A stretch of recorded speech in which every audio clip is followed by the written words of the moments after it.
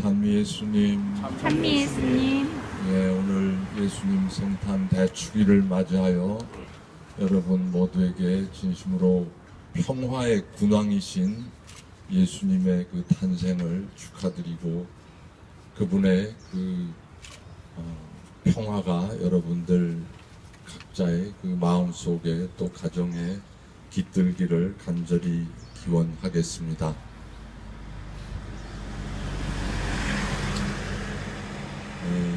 천사 가브리엘은 마리아에게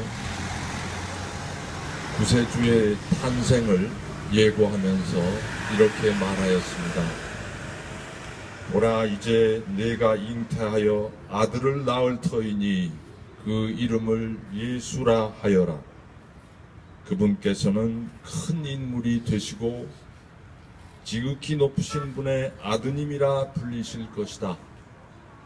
주 하느님께서 그분의 조상 다윗의 왕좌를 그분께 주시어 그분께서 야곱 집안을 영원히 다스리시리니 그분의 나라는 끝이 없을 것이다. 그분의 나라, 그분의 왕국은 끝이 없을 것이다 하고 천사는 말을 맺습니다. 그분의 나라, 그분의 왕국이란 무엇을 가리키는 말일까요? 그냥 다윗 왕국을 가리키는 말일까요? 마리아의 시대는 이미 다윗 왕국이 그 왕조가 멸망한 지 500년이 훨씬 지난 그런 때였습니다.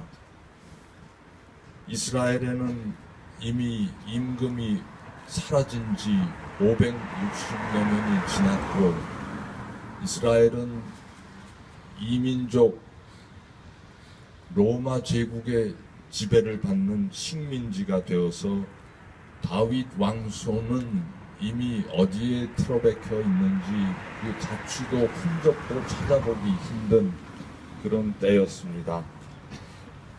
그런 시대에 마리아에게 천사가 난데없이 나타나서 조상 다윗의 왕좌를 주시어 야곱 집안을 영원히 다스리고 그분의 나라가 끝이 없을 것이라는 말씀은 과연 무엇을 뜻하는 말씀일까요? 일찍이 다윗 이후에 이스라엘에 많은 임금이 나타나서 나라를 다스렸지만 제대로 임금 노릇을 한 사람은 하나도 없었습니다. 에집트를 탈출한 후에 이스라엘은 오랫동안 오늘날도 보기 힘든 어떤 형제적인 공동체를 이루면서 자유롭게 살았습니다.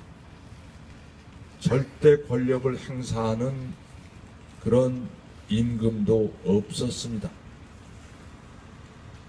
이스라엘의 임금은 오로지 에집트에서 이스라엘 민족을 이끌어내신 하느님 야훼 한 분뿐이시라는 그러한 확신이 이스라엘 백성들 모두에게 널리 퍼져 있었기 때문입니다. 그러나 어쩔 수 없이 임금을 세우는 일이 생기더라도 하느님 백성을 다스리는 이스라엘의 임금은 여느 나라의 임금들과는 근본적으로 달라야 된다는 그런 가르침이 있었습니다. 이스라엘이 가나안 땅으로 들어가기 전에 모세는 신명기의 말씀을 통해서 이런 가르침을 주었습니다. 너희는 주 너희 하느님께서 너희에게 주시는 땅으로 들어가서 그 땅을 차지하고 그곳에 자리 잡은 다음 우리도 우리 주위에 있는 모든 민족들처럼 임금을 세워야지 하는 생각이 들거든 반드시 주 너희 하느님께서 선택하시는 사람을 임금으로 세워야 한다. 그리고 그 임금은 군마를 늘리거나 그것을 늘리려고 백성을 이집트로 돌려보내서는 안 된다. 임금은 또 아내를 늘려 마음이 빗나가는 일이 있어서는 안 되고, 은이나 금을 너무 많이 늘려서도 안 된다. 임금은 왕위에 오르면 레위인 사제들 앞에서 이 율법의 사본을 책에 기록해야 한다. 그리고 그것을 자기 곁에 두고 평생토록 날마다 읽으면서 주 하느님을 경외하는 법을 배우고 이 율법의 모든 말씀과 규정을 명심하여 실천해야 한다. 그렇게 하여 그는 자기 동족을 업신여기지 않고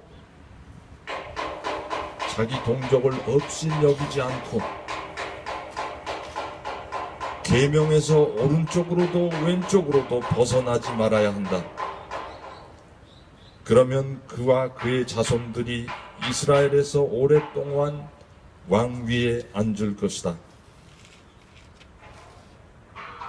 이 모세의 가르침에도 불구하고 실제로 이스라엘의 모든 왕들은 이 말씀과는 거리가 먼 삶을 살았습니다.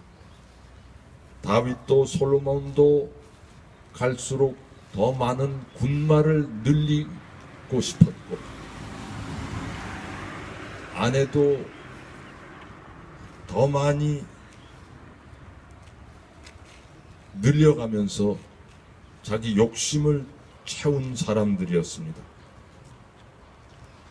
하느님 말씀을 새기고 날마다 읽고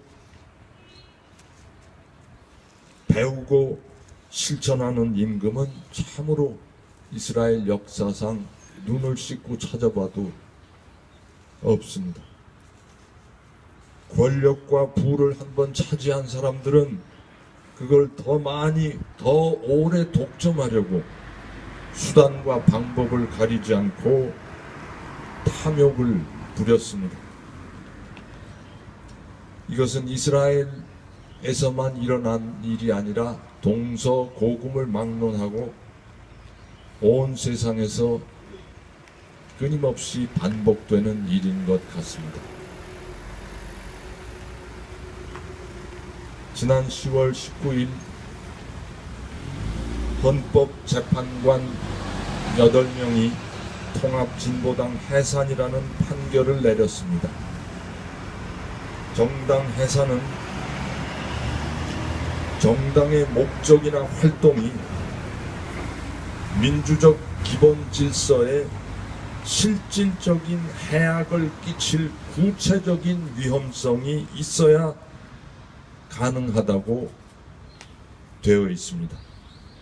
민주적인 기본 질서에 실질적인 해악을 끼칠 구체적인 위험성이 있어야 된다.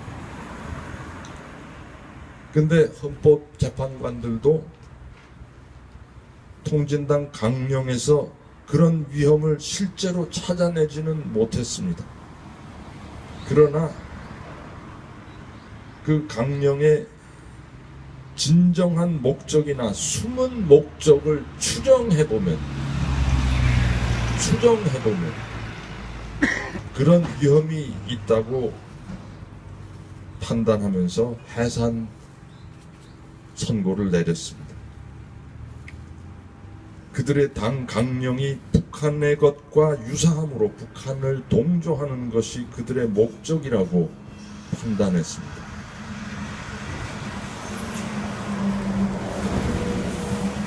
이러한 그 헌법재판소의 판결에 대해서 많은 이들이 민주주의의 이 나라에서 표현의 자유, 사상의 자유를 억압하고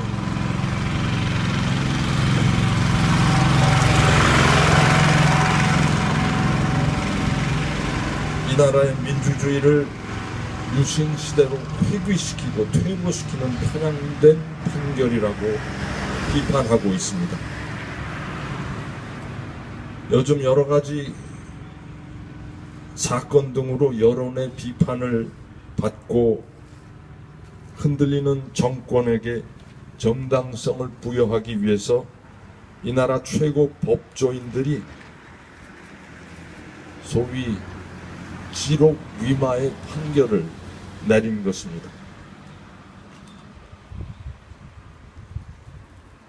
역사적으로 독재자들의 어떤 폭정을 가능하도록 자리를 까는 역할은 항상 법조인들이 앞서서 했습니다. 나치 제국에서 유대인들을 일반 시민으로부터 격리시키고 게토라는 울타리 안에 가두어버리고 국민의 자격을, 시민의 자격을 박탈하고, 그리고 마지막에는 집단 수용소에 감금하고 집단 처형까지 하게 할 수 있었던 그 배경에는 독일의 최고 재판소 재판관들이 히틀러가 내놓은 비상조치법에 동의하였기 때문이라고 합니다.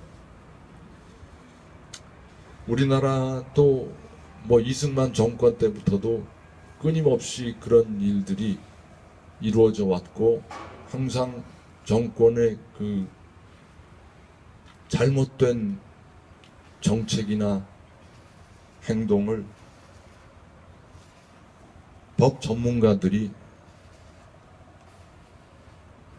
그 합법성을 부여해주고 정당성을 보장해 주었습니다. 유신 시대에도 긴급조치법으로 수많은 사람을 억압하고 고문하고 죽음에 이르게 한 것도 법조인들이었습니다. 그때 중죄인으로 단죄된 많은 이들이 30년, 40년이 지난 오늘에 이르러 비로소 무죄 판결을 받고 있으니, 이런 구체적인 역사적 사실을 보면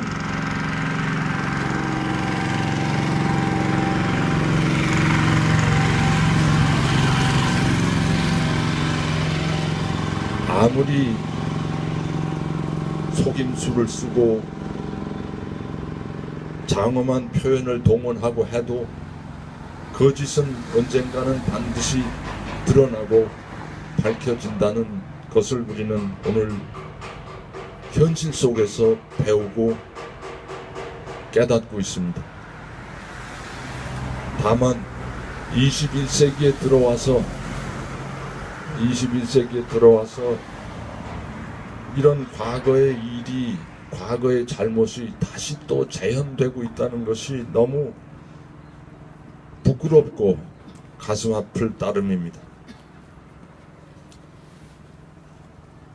어제 낮에 시편 낮 기도를 바치면서 제 마음에 너무나 이렇게 와닿은 구절, 오늘날 이 시점에서 많은 이들이 함께 외우고 싶은 그런 기도 구절이 있어서 여러분에게 읽어드리겠습니다. 시편 94편의 말씀입니다. 주님, 응보의 하느님이여, 나타나 보이소서. 응보의 하느님이여, 세상의 심판자여 일어나소서. 거만한 자에게 제 값을 치러주소서. 주여, 악인들이 언제까지 악인들이 흥청대리이까? 버릇없이 함부로 짓거리리이까? 죄를 지으면서 뽐내리이까? 주님, 그들은 당신 백성을 짓밟으며 당신의 기업을 괴롭히나이다. 법의 허울로 사람을 괴롭히는 불의한 법정이 어찌 당신과 버탈리 있으리까? 법의 허울로 사람을 괴롭히는 불의한 법정이 어찌 당신과 버탈리 있으리까? 사람들이 의인의 목숨을 빼앗으려 하고 애매한 죄를 씌워 피를 흘리려 들지라도 주께서는 분명 나의 보루가 되시고 하느님은 이 몸 숨길 바위가 되시리이다. 아울러 그들의 죄를 갚으시리이다. 그 죄와 더불어 그들을 없애시리이다. 우리 주 하느님께서 그들을 없애시리이다.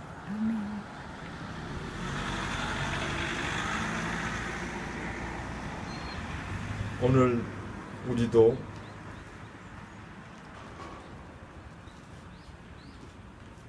부당한 권력에 짓눌리면서 고통받고 있는 모든 이들과 함께 강정에서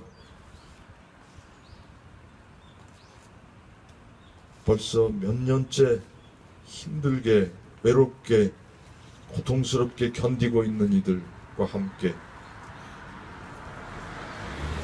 그들을 또 대신해서 이 시편의 기도를 올리면서